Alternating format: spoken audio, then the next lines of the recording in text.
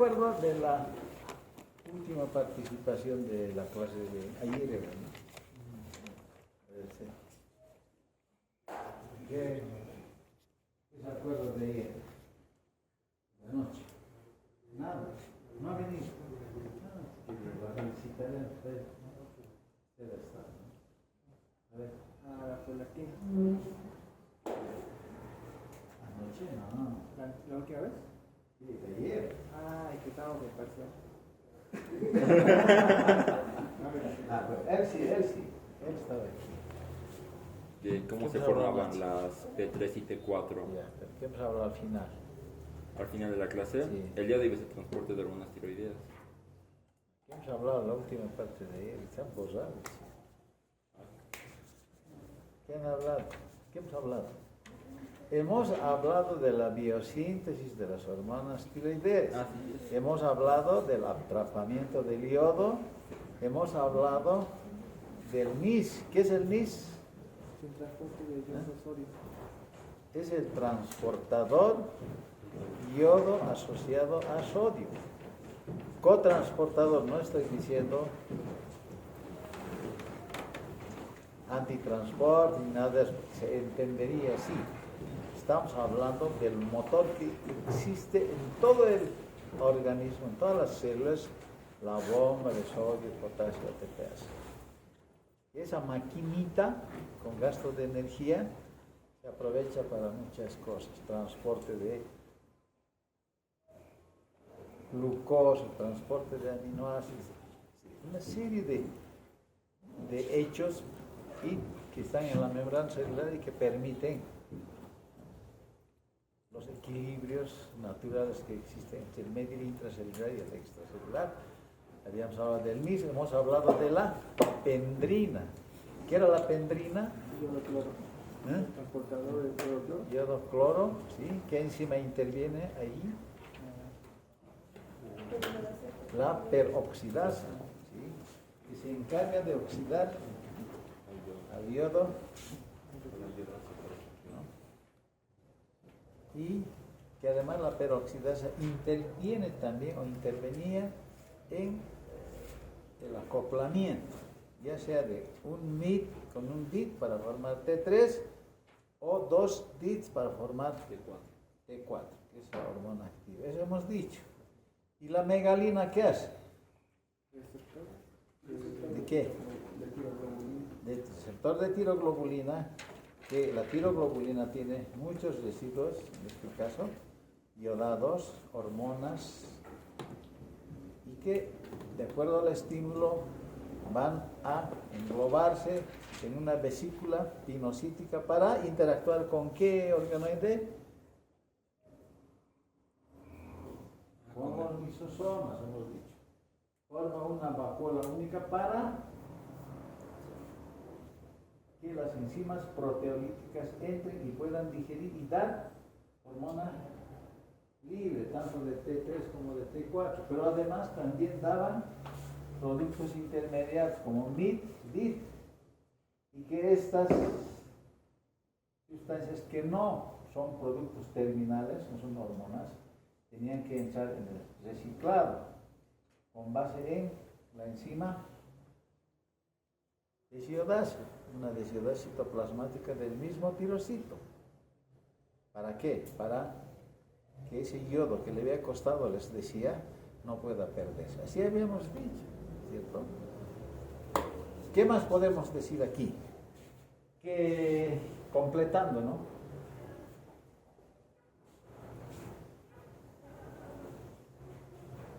Que el coloide es una forma de reserva de estas hormonas.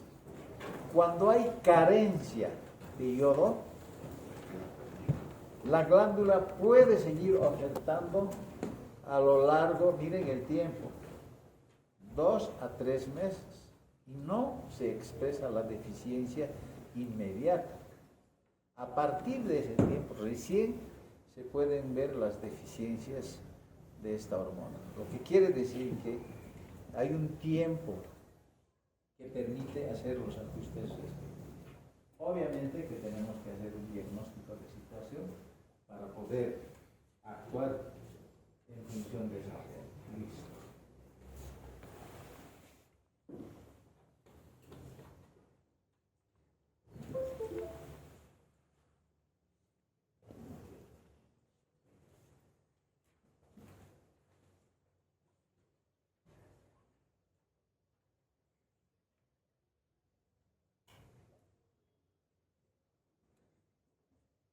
No quiero.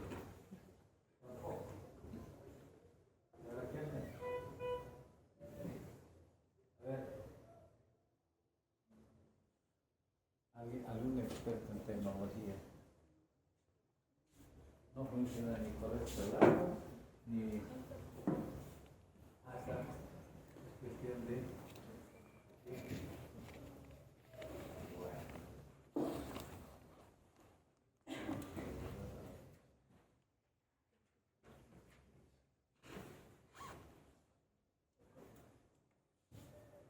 Aquí están, esta es una tabla donde muestra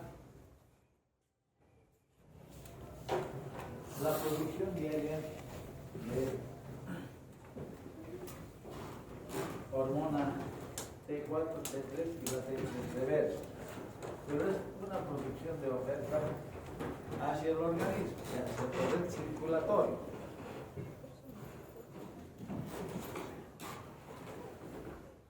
De la glándula o del tiroides, como dice aquí, únicamente va a producir esta glándula como T4, o sea, 100%. Solamente se va a producir en ese sitio. Pero esta T4, en la periferia, como hemos indicado en las anteriores láminas, por desionación, va a originar tanto a la T3 hormona activa como a la T3 reversa. Y esto es lo que dice. Fíjense ustedes, esta glándula va a producir 25% de la T3 y un 5% de la T3 reversa como productos terminados, pero de la glándula misma. Y de T4, o sea, originadas de T4, obviamente que no se va a originar la misma, o sea, cero, no se está marcando. Y de la T4, T3 se origina el 75%. Hemos dicho que es una prohormona y aquí está el 75%. Y de la T3 reversa, el 95%. Y una pequeña fracción en la periferia del tejido periférico se va a observar. ¿Qué pasa con las concentraciones plasmáticas? Total. Estos son en microgramos por decilitro. Algún autor habla, porque este es un dato, algún autor habla de 2 hasta 10 microgramos. Y fíjense, la T3 es prácticamente muy baja. Y peor todavía la T3 reversa. Esta es la fracción libre, esta es la hormona activa, si ustedes van, excepto para la T4, ¿no? Sigue siendo una prohormona. En tanto que la T3, esta sí es activa, y fíjense, es la 10ª parte de lo que es la fracción libre. Y esta más o menos se aproxima. Esta es la vida media de estas hormonas. Y yo me acuerdo de la mnemotecnia y digo, vida media de la T4, ¿cuánto le darían? Nosotros no quisiéramos decir el 7. 7 días dice. ¿Qué podemos decir? Yo digo una semana. Y digo un día. ¿No? T4 una semana y T3 un día. ¿No? 1, 1. Y de esa manera me puedo acordar. ¿Está bien? Para fijar conocimiento, ¿no? ¿Okay? Eso facilita bastante cuando estamos estudiando. No sé si les pasa a ustedes, a nosotros nos pasa a estudiar, sí, me acuerdo de esto, mira, y esas cosas sirven para... Ahora, esto es de Verne-Levy. Estos datos en otros textos tienen algunas variaciones. Yo no pregunto mucho, sino aquello que resalta, que está sancionado por diferentes autores, porque ahí está la confusión. Yo trabajo en la parte de la residencia médica en el hospital y el problema de la evaluación se hace difícil cuando se tiene diferente bibliografía. Lean ustedes y el profesor saca del libro que conoce más. Y ese es el problema. Entonces les doy referencia. Un libro puede no ser el perfecto, pero es práctico, se aproxima al 80-90%. Siempre lo he hecho y nunca he tenido problemas con la evaluación. Yo trabajo como 40 años en la facultad, así como uno de ustedes se ha debido ingresar. Miren cómo es hoy. Los años han pasado y nunca he tenido problemas de evaluación. Siempre he cuidado mucho esa parte, porque finalmente, ¿sabe? No se puede retener todo. Una clase de este debería durar máximo 35-40 minutos. No se puede. Estas son clases motivacionales. Desde el punto de vista académico, los niños se aprenden, ¿no? Ven una película y con detalles te cuentan, pero a cierta edad esto va fallando cada vez más. Es así que se recomienda más ese tiempo. Por eso es que a veces nos adelantamos un poco, más si hay datos, ¿verdad? A ver si funciona. Así funciona. ¿Cómo es el transporte de hormonas tiroides? ¿Quiénes transportan? Habíamos dicho fracciones muy pequeñas al estado libre. Transporta la globulina, transportador de hormonas tiroides, tanto T3 como T4 en un 70%. Esta globulina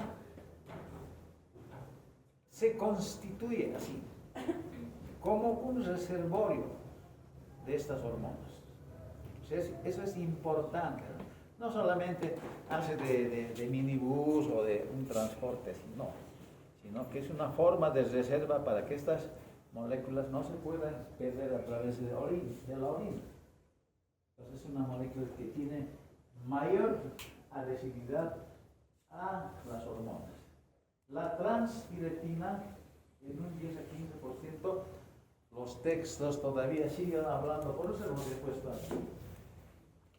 Antiguamente conocida como prealbúmina, pero seguramente están agarrando un libro, ¿no?, con hojas así limpiecitas, sin rayar nada, y aparece la prealbúmina. En realidad está cambiando esto de nombre.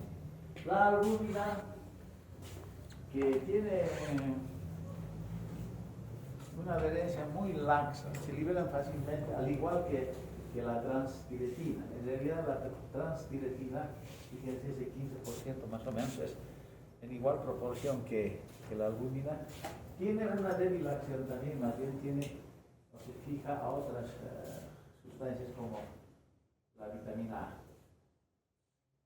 Y las lipoproteínas, en realidad, Gaita ni menciona ya de esto, ¿no? Como es una pequeña concentración, no tiene mucha relevancia, pero lo que sí no pueden olvidarse es de la TBG. Eso no debe dar, es que es una de las primeras proteínas transportadoras en importancia por su proporcionalidad que tiene. Voy a aprovechar esta lámina para decir lo siguiente. La mayoría de las proteínas plasmáticas, en su generalidad, salvando una pequeña proporción de su origen, se secretan, se fabrican, se sintetizan en el hígado. Y estas proteínas transportadoras de hormonas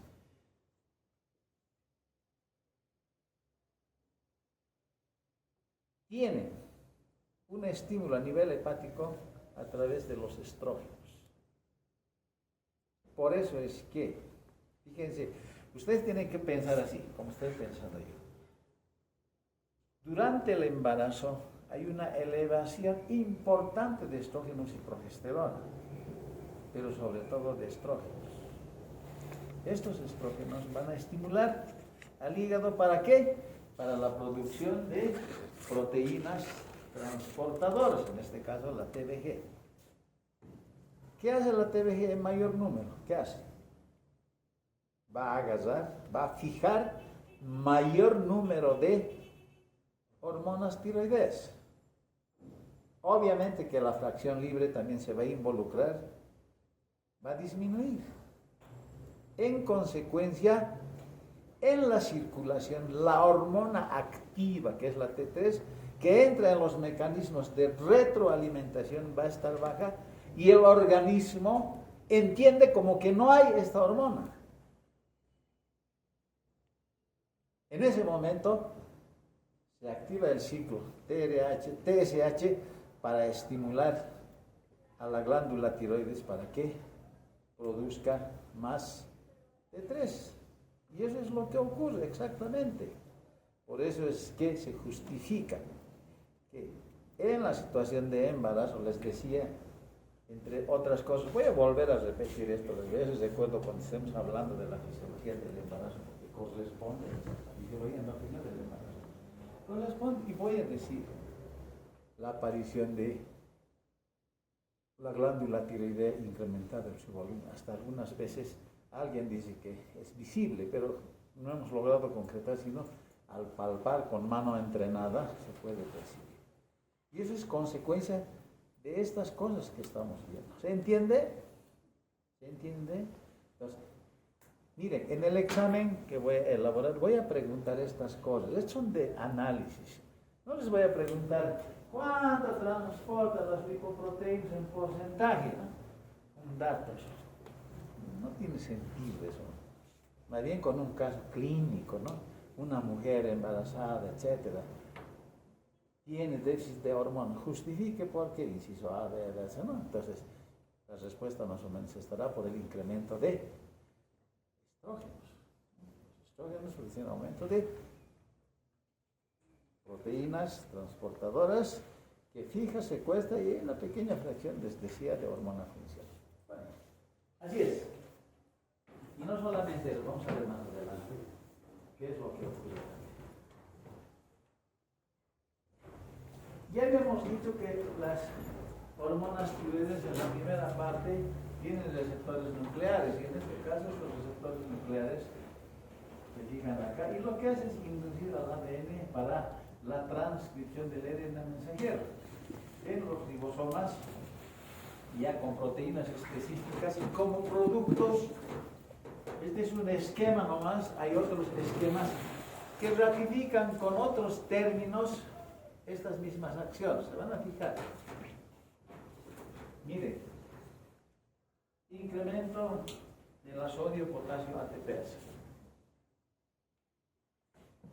Ya vamos a explicar enseguida por qué hay incremento de esta enzima.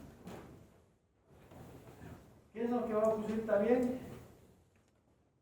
Aumento de las mitocondrias en tamaño y en número, así como el incremento de las enzimas respiratorias. Esto referido a las mitocondrias. Ya vamos a ver enseguida, nomás la siguiente lámina, otras enzimas y proteínas para el crecimiento y la maduración. Y esto sobre todo para el desarrollo longitudinal y el desarrollo del cerebro y del cerebelo, que es lo más importante. En la clase introductoria ya les había dicho, no importa que no sepan muchas cosas, porque se aprende para la vida, no es para aprobar fisiología, que es un momento, pero se aprende para la vida. Lo lamentable sería que nosotros, estudiantes de medicina, yo médico, que no sepa explicar al entorno familiar, estás consumiendo sal iodada, te estás alimentando bien. El Estado prevé, y a las mujeres embarazadas, haciendo cola, o los esposos generalmente hacen, para recibir el subsidio de lactancia, ¿no es cierto? Una vez que se embarazan les dan leche, sal iodada, mantequilla. Y no es para que el marido lo venda y después se vaya a hacer, no es para eso. Es para beneficio de la madre y del bebé sobre todo. En ese sentido, el aporte de yodo debe ser importante en el desarrollo y maduración del cerebro. Después, ¿qué tenemos? Aumenta el gasto cardíaco, la ventilación, por el consumo de oxígeno. Tendría que ser un resumen de lo que voy a decir. Aumento del consumo de alimentos, movilización de hidratos de carbono, proteínas. Esto es, o se conoce como gluconeogénesis. Voy a repetir en las siguientes láminas. Aquí no está la glucólisis, debiera estar. No sé qué pasó con el autor, pero reitero, la glucólisis está. Después el índice metabólico, aumento de CO2. En realidad el proceso es por la eliminación del CO2, por eso aumenta la ventilación, la frecuencia cardíaca, etcétera. Aquí está la ventilación, ¿no? La urea por degradación de proteínas, aumenta la función renal, disminuye la masa muscular, tejido. Aquí nuevamente volvemos a ratificar con estos criterios la gluconeogénesis y obviamente la termogénesis, sudoración, pérdidas insensibles de agua, etcétera, por la sudoración, ¿verdad? Entonces, prácticamente sería un resumen de lo que estamos viendo. Y aquí vienen las funciones tiroideas. Esto no está descrito en el gaito, en el gano, en ningún lado. Sin embargo, algunas veces a mí se me ocurre pensar para buscar. ¿No se ha notado? No, no pasó, no pasó. Ah, no. Entonces, se me ocurre, por este lado voy a hacer que los estudiantes entiendan. Yo manejo esta ecuación con mucha frecuencia para muchos objetivos, para muchos fines. Y esta es la combustión, esta forma es la combustión de la sustancia orgánica. Esto puede ser gasolina, puede ser otra sustancia orgánica, que al combinarse con el oxígeno va a generar ATP, energía calórica, dióxido de carbono y agua. Esta es una reacción frecuente. Ahí está glucosa aquí. Entonces esto es la glucólisis, los productos.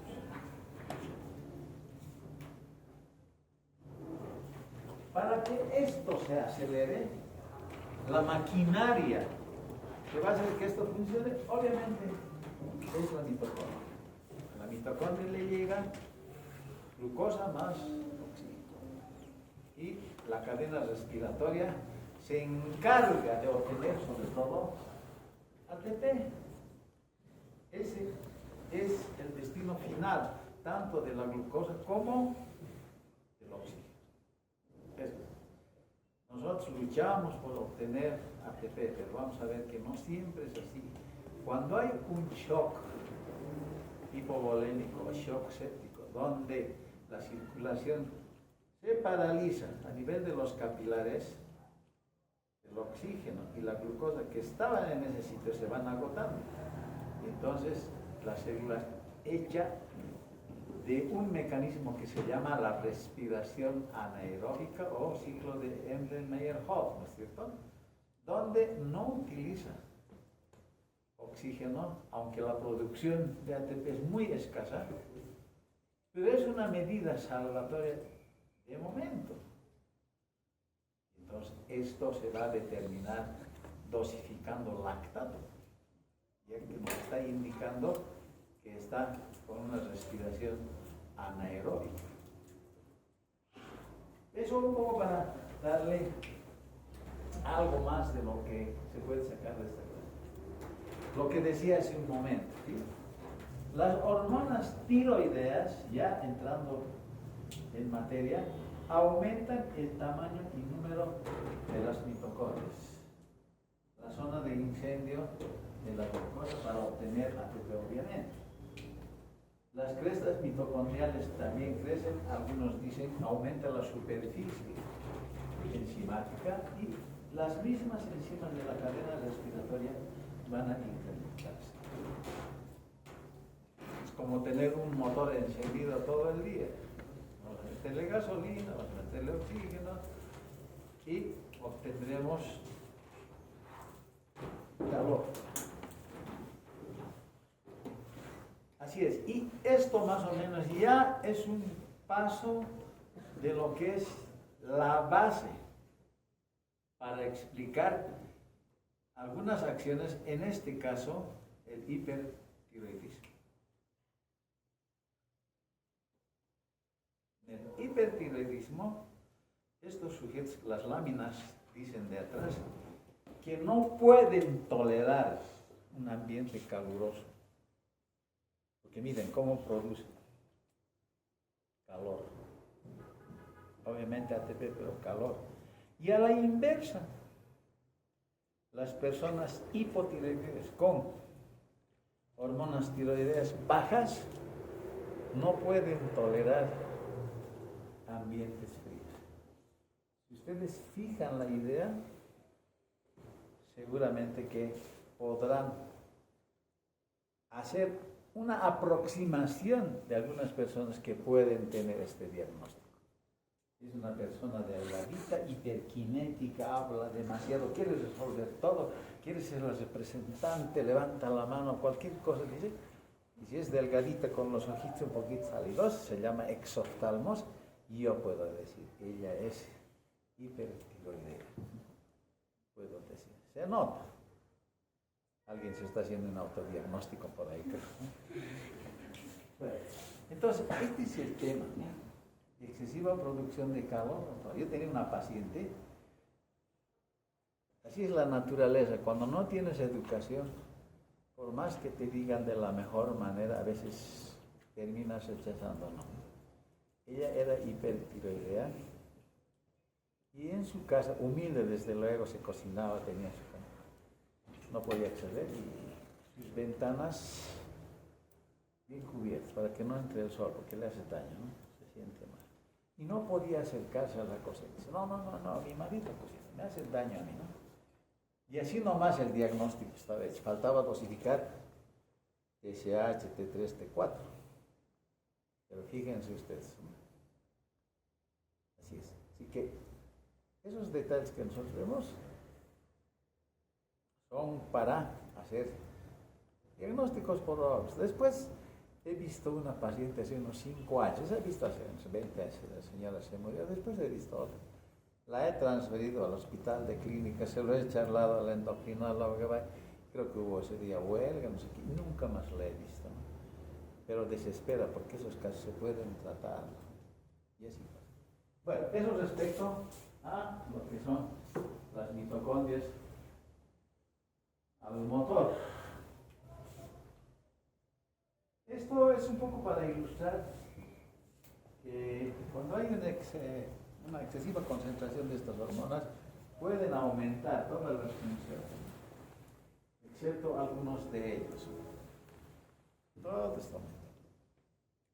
Pero no les voy a decir todo, porque si no, no vamos a tener mucho para hablar del hipernivelismo. Otra de las funciones es que incrementa el metabolismo basal, regula el metabolismo basal. Incremento quiere decir cuando hay un aumento de este hormona. ¿Y qué es el metabolismo basal? ¿Cómo se define? ¿Sí? Representa la cantidad de energía mínima necesaria para mantener la vida en reposo. Su estimación puede llevarse a cabo mediante calorimetría. Cuando nosotros decimos, ¿sabe qué? Tiene que tomarse la temperatura basal. ¿Qué es la temperatura basal? La temperatura, no haces nada, apenas agarras el termómetro, eso es en condiciones basales.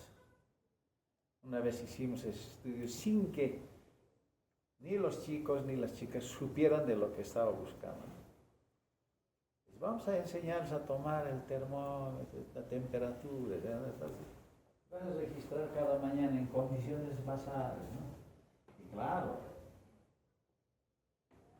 después de la ovulación, en medio grado se eleva la temperatura. Y entonces decían, no, esta señorita en tal periodo ovulada, en tal periodo. No era ese el objetivo. Entonces, eso en condiciones basales. Y hay que hacer determinaciones basales.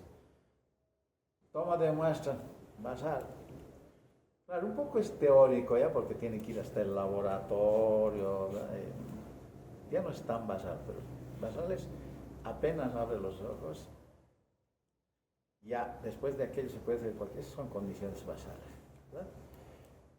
Entonces, en esas condiciones puede aumentar el consumo de oxígeno, como está aquí, como parte del metabolismo basal, hasta 20 puntos más o menos. Aquí estamos viendo, fíjense, esto es lo normal y está aumentando aquí 20, ¿no? Y la secreción de hormonas tiroideas es proporcional a esto. Está demostrado que las hormonas tiroideas como concepto así aumentan el metabolismo basal, aumentan la expresión de proteínas de desacoplamiento mitocondriales. ¿Alguien sabe sobre esto? Les han dado seguramente en bioquímica.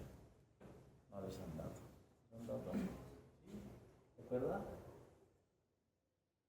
Bueno, estas proteínas, como dice desacoplamiento, normalmente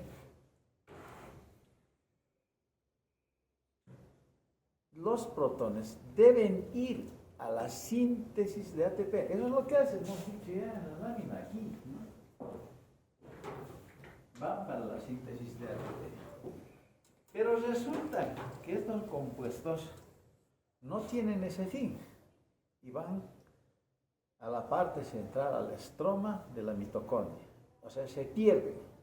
Y esto se traduce como calor. Por lo tanto, estas proteínas de desacoplamiento son las responsables de esta parte, del calor. Por eso es que estas personas, como decía hace un momento, tienen calor, producto del aumento de esas proteínas de desacoplamiento mitocondrial. Esta era la 1, hay la 2, hay la 3, pero 10 profundizar en la parte bioquímica. Ahí quedaremos justificados del por qué hay un aumento excesivo de calor. En relación a la termogénesis, ¿qué está haciendo este señor? Debe ser hiperquinético. Qué calor, nos está limpiándose el sudor que hay. Como dice la literatura, hay aumento de calor proporcional al consumo de oxígeno. Eso es cierto. Para quemar en la combustión, glucosa más oxígeno. Sí, obviamente, si hay mayor producción de calor, tiene que ocurrir algo en los ingredientes previos. ¿Entiendes? ¿Qué más dice? Este aumento de calor, dice, no es tan evidente, dice, no en una persona hiperkinética. Bueno, sí. ¿Por qué? Porque hay una vasodilatación y hay una transpiración que neutraliza aquello. Eso dice. Sin embargo, esto es evidente y estos hechos únicamente se justifican cuando hay esto. Aumento de la ventilación. Este aumento de ventilación, ¿para qué? Para captar más oxígeno para quemar, porque las mitocondrias están exigiendo, o para eliminar CO2. ¿Se entiende? Por eso es que hay este incremento de la ventilación. Lo que decía hace un momento, el hipertiroideo no tolera calor, y al contrario, que el hipotiroideo no tolera. Eso se los dije y aquí está en la lámina. Aumenta la absorción de glucosa. Obviamente que si se está consumiendo más oxígeno, para eso está la ventilación. Esta es una partecita, porque vamos a ver más adelante que no solamente va a ser eso, ¿no? Aumentar la ventilación, sino que tiene que complementarse con aumento de la frecuencia cardíaca, del gasto cardíaco, que debería ser esta lámina así, ¿no? Pero el autor que genera esta información lo enfoca de esta manera. La absorción de glucosa, ¿para qué? Las mitocondrias están exigiendo. Entonces, se justifica este incremento de la absorción de glucosa. O sea, lo que hay que hacer es aportar glucosa al torrente sanguíneo por las diferentes vías. Una de las vías es mayor absorción, y esta mayor absorción también se complementa porque estas hormonas producen mayor aumento del peristaltismo intestinal, mayor secreción de los jugos gástricos, complementando con la mayor absorción de glucosa, que es una parte del sistema. Aumenta la lipólisis por efecto de los receptores beta-adrenérgicos, vamos a hablar enseguida. Eliminación de los kilomicrones, que sigue siendo lipólisis. Estimula la síntesis de colesterol, aunque más su oxidación y su secreción por la bilis. En este caso, hay una pérdida más que ganancia de colesterol, aunque diga que haya síntesis, ¿no? La síntesis es menor que la excreción de colesterol. O sea, los datos aquí no se pueden manejar a libre criterio, como digo aquí. Estimula la síntesis de colesterol. Entonces debe haber una hipercolesterolemia. No es así, ¿no? Sino más bien hay pérdida. Al contrario de lo que ocurre en el hipotiroidismo. En el hipotiroidismo sí hay un predominio de colesterol, lo que conlleva a un incremento de la arteriosclerosis, ¿no? Presencia de arteriosclerosis, presencia de acumulación de grasa en el sistema circulatorio. Después, disminución de la LDH, esto va con los kilomicrones. Ahí está la proteólisis, potencia de efectos estimuladores de la adrenalina, la adrenalglucagón, etc., que estimulan la gluconeogénesis. En otro acápite de la explicación, ya había hablado de estas mismas hormonas como resistencia insulínica, como resistencia a la captación de glucosa. Si nosotros comparamos resistencia a la glucosa, que va a incrementar glucosa, o gluconeogénesis, que también incrementa glucosa, estamos hablando de lo mismo. Y cuando hablamos de la absorción de glucosa, estamos hablando de una acumulación de glucosa, pero que no llega a la hiperglucemia, sino las mitocondrias van a la fábrica, van quemando, y por eso es que no se nota esta hiperglucemia. Esto es lo que hacen estos hormonas, como grafico aquí, ¿no? Las mitocondrias pues son un ingenio de glucosa que están produciendo a través de estos componentes que son las enzimas presentes en la mitocondria. ¿Qué más tenemos? En el aparato cardiovascular, esto es muy bonito, ¿no? Lindo. ¿Qué hace? Hace un momento ya habíamos dicho de los receptores beta. En este caso, los receptores beta, esto que les han dicho, ¿quién les ha dado cardio? Doctor Hernández, ¿sí? ¿Y el doctor? Doctor Salinas, ¿sí? No, Molinero. ¿Quién les ha dado? Doctor ¿Ah? Doctor Mollinedo y doctor Fernández. Ya, entonces les han hablado seguro. Se va a volver a hablar esto cuando se enfoque el sistema autonómico, simpático parasimpático. Se hace más énfasis, creo que el doctor la pasada. ¿Qué hace? ¿Qué es el efecto inotrópico? ¿Se acuerdan? ¿Se acuerdan? Ya hemos hecho cargo. Ya se dice, no se aprende para probar la materia, se aprende para la vida. ¿La fuerza de contracción? La fuerza de contracción, muy bien. Cronotropismo.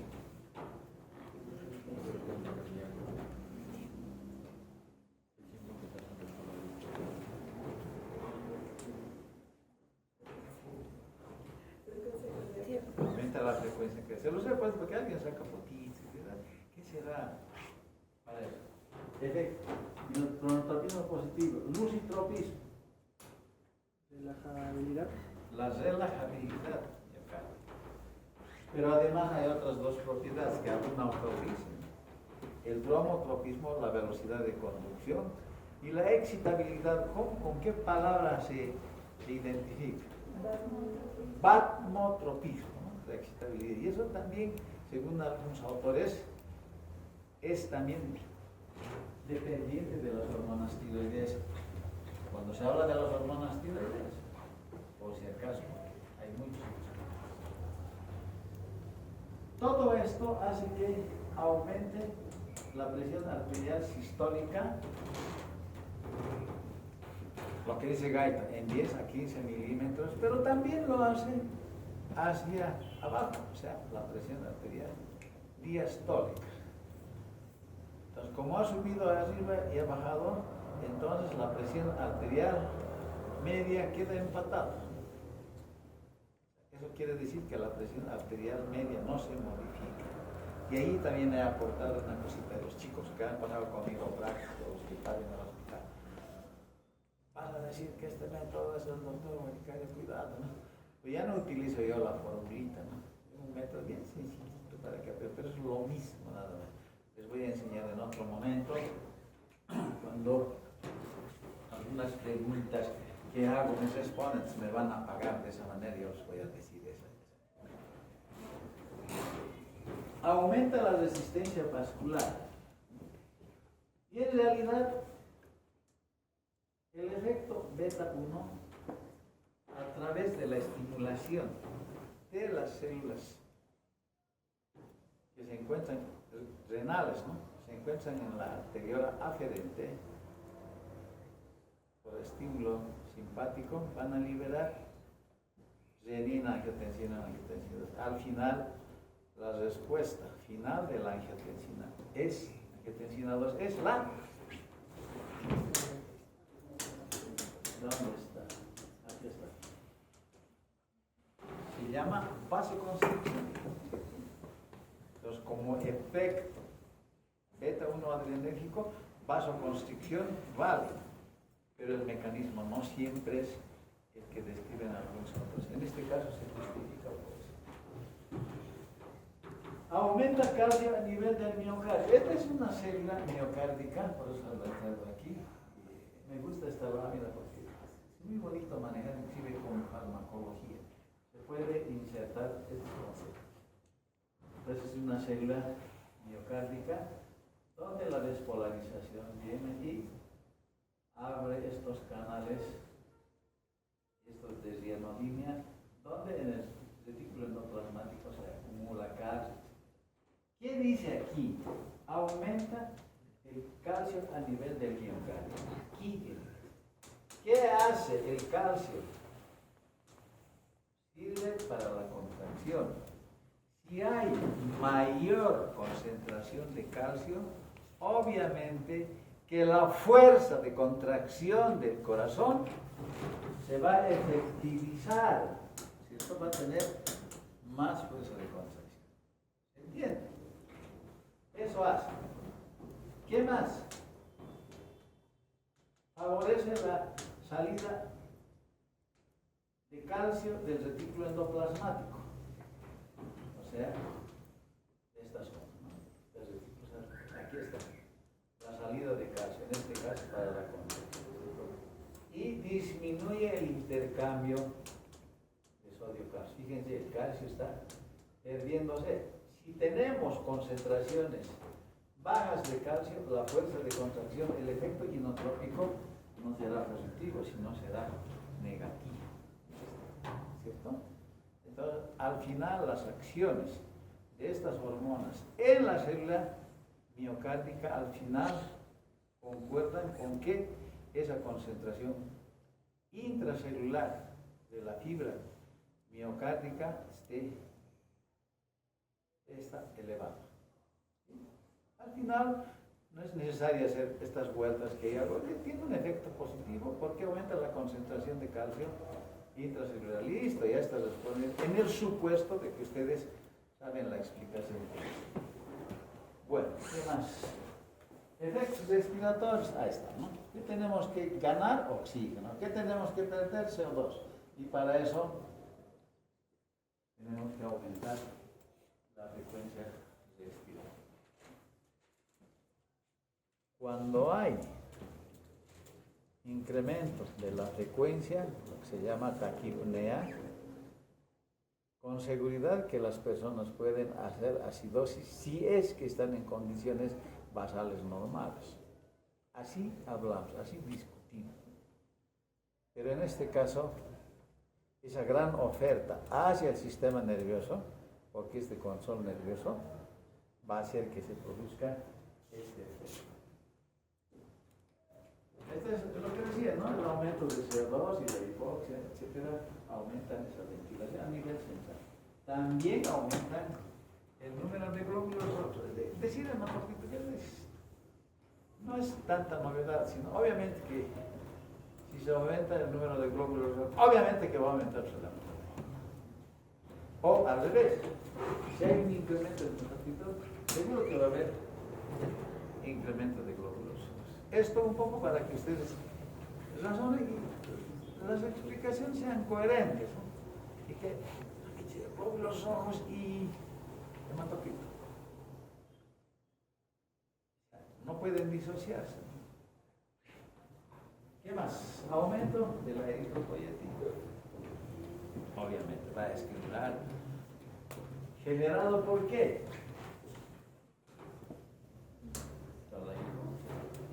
Naturalmente, ¿qué va a hacer? O sea, todo está ahí. Obviamente que hay que saber estos conocimientos previos que se han hecho en los diferentes capítulos. A mí me gusta trabajar con estudiantes que ya terminan. Hasta antes de neuro ya se puede discutir mucho ya, ¿no? Ya casi todo está. Y es interesante porque los conceptos se agarran en sangre, de respiratorio, de cardíaco, ¿no? Ya se sabe. Cuando yo digo, en una anemia aguda, dice, la precarga baja. La ley de Frank-Starling está disminuida, ustedes ya saben. Por lo tanto, el gasto cardíaco va a estar bajo. No sé si hemos hablado hace rato del gasto cardíaco, ¿no? El efecto inotrópico positivo, todo eso conduce a mejorar el gasto cardíaco. Inclusive se eleva más el gasto cardíaco. ¿Para qué? Para transportar gases, para transportar glucosa de un lado, en el otro sentido, ¿verdad? Sobre el músculo esquelético. Bueno, la glucólisis como en cualquier sitio, la glucogenólisis, ustedes saben que uno de los grandes reservorios, aparte del hígado, es el tejido muscular.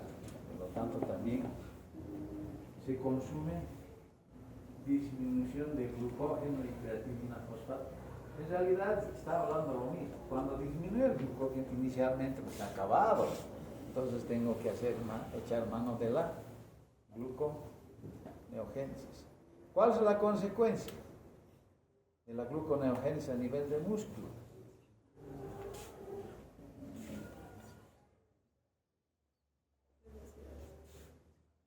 Proteólisis. Se ha acabado mi glucógeno, se ha acabado el glucosa. ¿Qué hago? He hecho mano de las proteínas. Y se justifica, aquí no está la urea presente en las orinas de los hipertiroides, se justifica por la proteína. Así nomás es. Bueno, respecto al crecimiento, ya hemos hablado, cuando hablamos de la hormona de crecimiento, habíamos dicho que era genético, condiciones de alimentación saludables, y aquí volvemos nuevamente en esta situación, cuando ratificamos la importancia de las hormonas, está aquí la GH y sobre todo la T3, que es la hormona activa, la insulina, los esteroides. Cuando digo esteroides, me estoy refiriendo a estrógeno, progesterona, testosterona, me estoy refiriendo, porque también hay que utilizar términos genéricos, sobre todo, a veces nos pasa eso. Los años que llevas, me interesa ver cuando los estudiantes dan sus presentaciones, conferencias, se aceptan las expresiones genéricas, pero cuando decimos, ¿y cuáles son esas otras consideraciones que están por debajo del concepto grande? Entonces, allí se explican estas otras hormonas que vean ustedes, el periodo de mayor crecimiento es en el periodo que borda la menstruación en las mujeres, o sea, la primera menstruación, y en los hombres alrededor de 12, 15, 20. Esa es una edad donde las hormonas tiroideas asociadas a las otras hormonas expresan el desarrollo longitudinal. En este caso, la osificación de los moldes de cartílagos en las zonas de crecimiento. Cuando hay un incremento de hormonas tiroideas como en el hipertiroideo, las personas desarrollan rápidamente, pero también hay un cierre precoz de estos cartílagos de crecimiento. No es que crecen nomás y ahí, bueno, ya son grandes, ¿no? Hay un desarrollo rápido y cierre también. Esta es la característica cuando se habla de hipertiroideo. A la inversa, en situaciones de hipotiroidismo, como ven ustedes, como van a ver en las clases, creo que mañana hablamos de hipotiroidismo, son personas de estatura baja, se nota.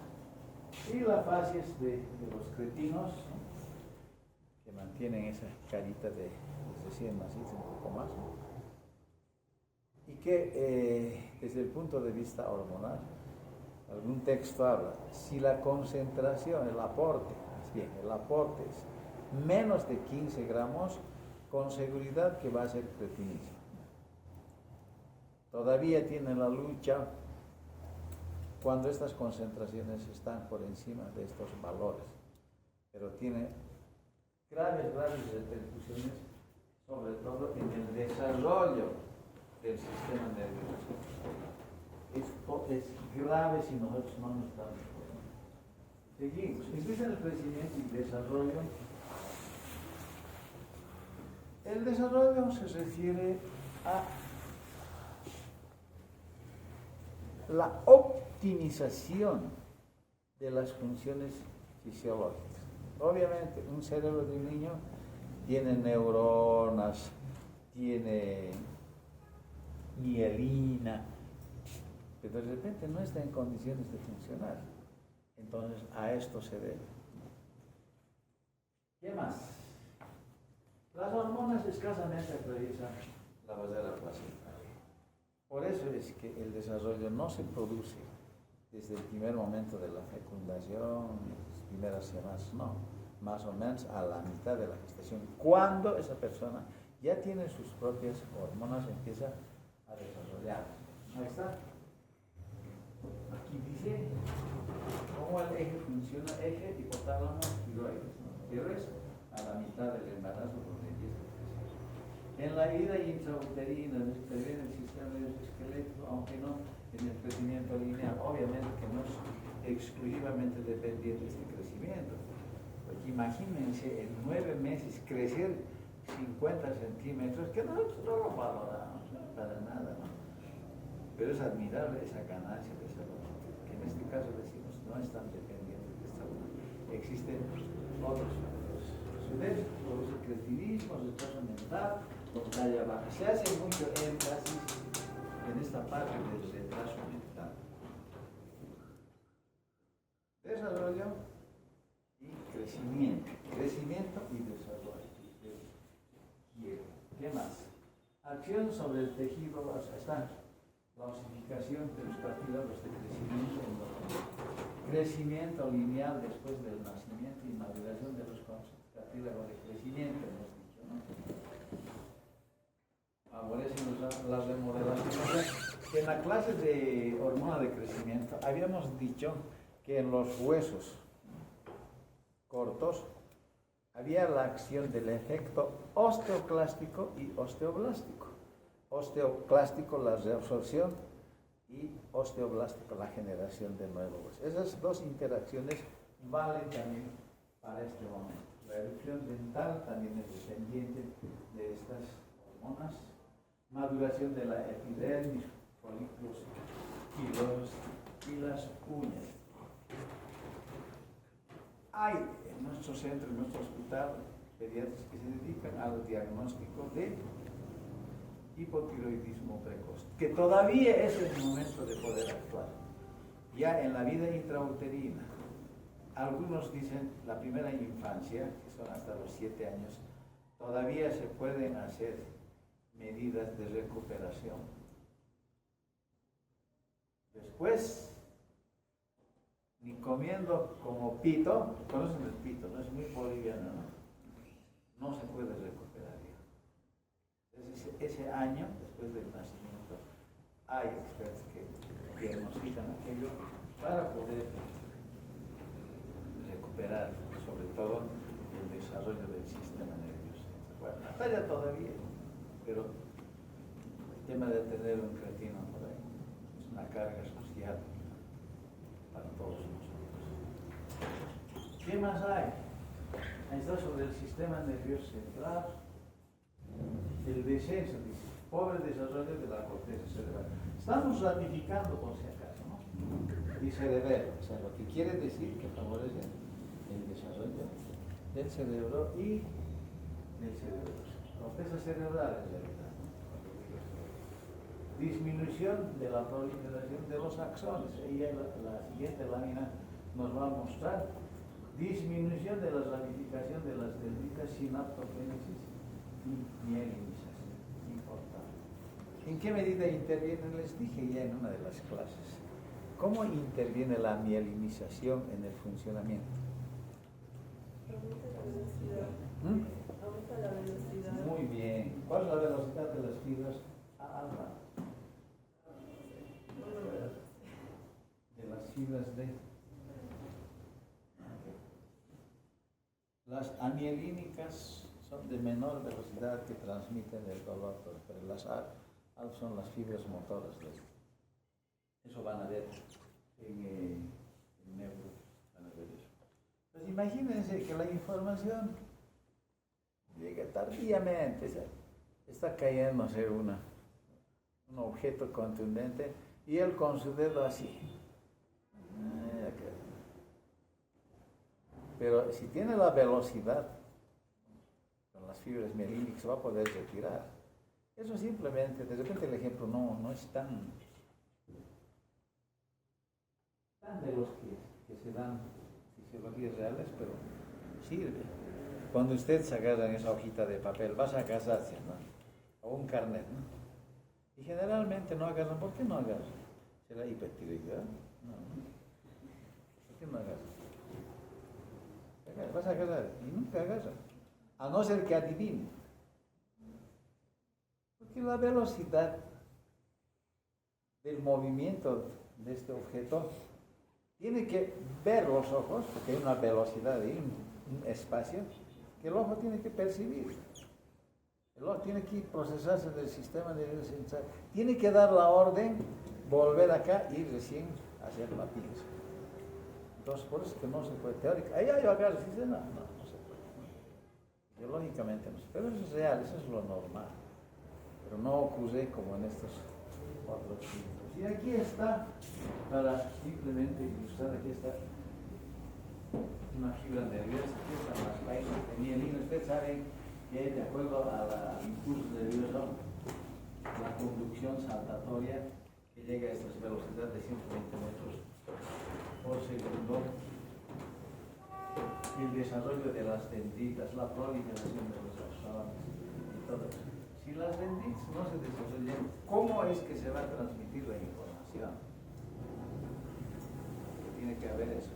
La sinaptogénesis que dice la anterior lámina es justamente estos encuentros neuronales para poder procesar esta información. No sé si tengo más. ¿Qué cosa más hay? ¿Qué hay para ustedes todo esto? 8 y 10. 8 es. ¿Nos vamos? Pues mañana continuamos. ¿Quedamos todavía, no? Preocuparse. Listo, nos vemos entonces. Mañana.